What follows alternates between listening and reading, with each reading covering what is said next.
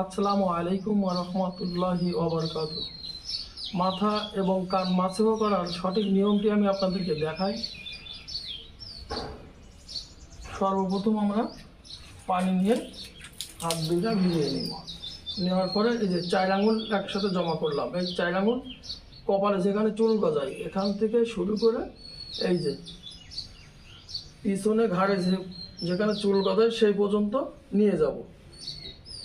আবার সেখান থেকে যেখানে শুরু করেছিলাম সেখানে আবার এই যে ফিরিয়ে নিয়ে আসবো। হয়ে গেল মাথা মাসেহ। এবার কান মাসেহ, ওই কানের যে ছিদ্র দিয়ে আমরা কথাবার্তা শুনি, শব্দ শুনি, এটার ভিতরে এইভাবে ঘোরাবো। আর এই যে দুই বৃদ্ধ আঙ্গুলি এই দুইটা দিয়ে কানের পিছন এই যে নিচের থেকে এভাবে উপর আর উপর থেকে এভাবে নিচে নিয়ে আসবো। হয়ে গেল মাথা এবং কান মাসেহ করা।